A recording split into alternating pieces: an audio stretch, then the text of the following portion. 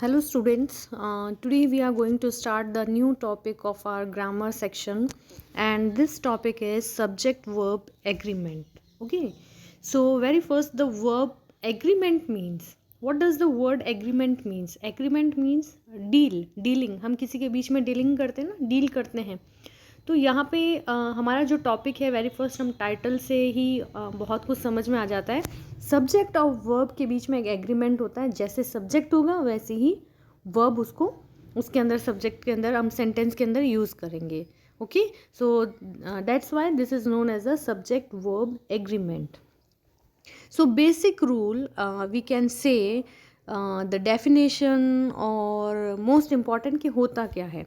So singular subjects must have singular verbs and the plural subject must have plural verbs. जैसे कि जो singular subject कौन होता है? The person whom we are talking about. ओके, जो और we can say the doer. तो जो भी डूअर होता है और what we can say the जिसके बारे में हम बात कर रहे हैं whom we are talking, तो that is known as the subject. And the sentence में if the subject is singular तो it always followed by a singular verb. Singular verb होगा, सब्जेक्ट होगा तो सिंगुलर ही वर्ब उसके अंदर ऐड होगी. And in other case if there is a plural subject then verb is also plural. Okay, now there are some rules on subject verb agreement. हर कोई भी टॉपिक होता है there are some rules. Okay, so there are some rules on subject verb agreement. They are now the word the pronoun. okay, you जो होता है you always takes a plural verb. ठीक है, जैसे हम you के लिए हम क्या बोलते हैं? तुम. the word is pronoun is you indicates me तुम, सामने जो पर्सन जो है standing before us. Okay, so you, तो उसके लिए है तो सिंगुलर, लग तो ऐसा रहा है लेकिन उसमें हमेशा उसके साथ में कौन सी वर्ब होगी? It always follows plural verb. Okay, see the examples. तो these are the some basic rules, आपको ये समझने होंगे. You have to follow them. So whenever you are there are you in a sentence always put the plural verb. ठीक है, so see the example. You dash invited to come. Okay, if there is past tense. Okay, past tense का है तो हम यहाँ पे were use करेंगे. In case अगर यही प्रेजेंट टेंस होगा तो यू आर. ठीक है, तो बी की कौन सी वर्ब लग जाएगी? देखो बी जो होता है B E.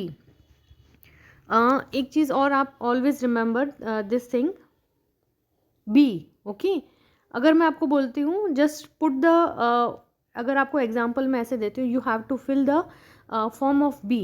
It means is, am, are, was and were. okay, so these are the form of be.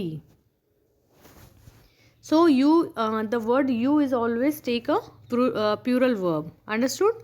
you sing so well. तो अगर सिंगुलर होता तो sing, if there is a singular तो सिंगुलर वर्ब के लिए हम क्या use करते हैं? Sings. Okay, this is the singular. कैसी वर्ब है हमारी? Singular verb. Understood? But here is plural, so verb is plural. understood? so next number second rule is if a sentence begins with here and there. okay, here or there, the verb agrees with the subject which follows. okay, तो कुछ भी sentence होते हैं वो hair या there से start होते हैं तो उनमें आगे जो वर्ब होती हैं जो भी हम उसके सब्जेक्ट पे डिपेंड करता है कि सब्जेक्ट कैसा है. Okay, now here are the ways. Okay, suppose यहाँ पे कुछ नहीं है, this is a blank. Okay, हम इसको हाइड कर देते हैं. So here dash the ways on how to preserve meat. So यहाँ पे तरीके, वेज. ओके, तो यहाँ पे ज़्यादा तरीके वेज पूछा गया है तो हमें ये डिपेंड करता है ऑन द कि सामने हमारा सब्जेक्ट कैसा है. So there is a way, so we are using are.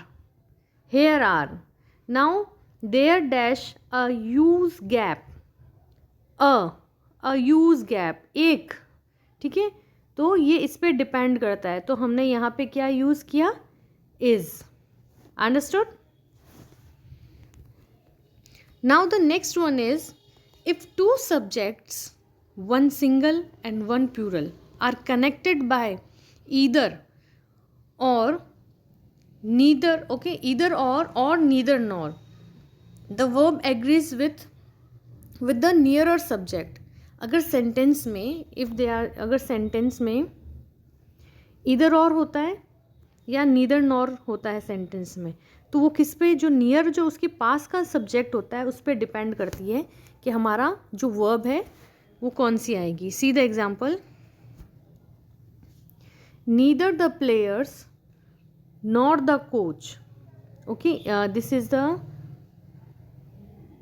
Is the blank and here is blank. अब हमने क्या पढ़ा था, that we have read that जो नियरर सब्जेक्ट होगा, the verbs depend on the nearer subject in which sentence, which sentence, the sentence which have either or neither nor. Understood? So in this sentence neither आ गया हमारा. Okay, neither the players nor the coach.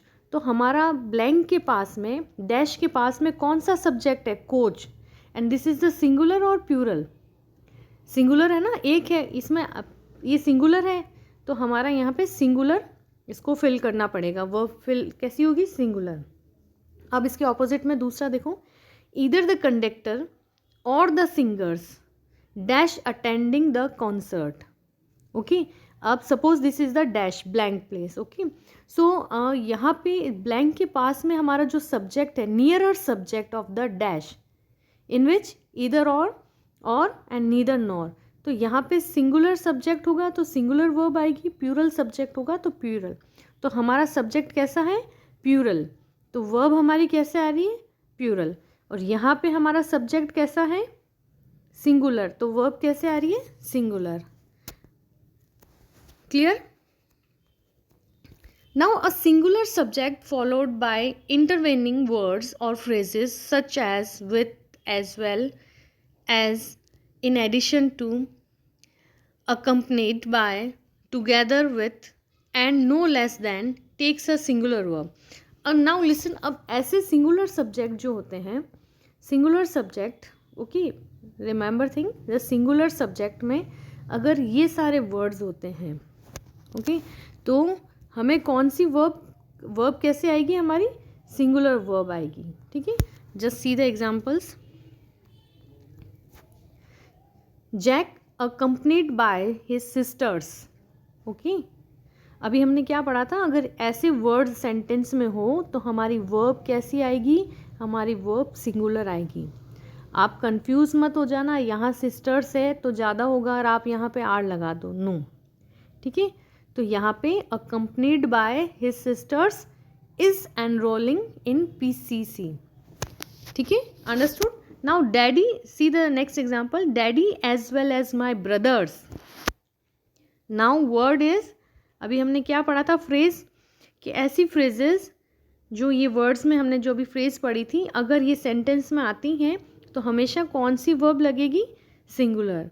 So daddy as well as my brothers is enjoying the party. Clear?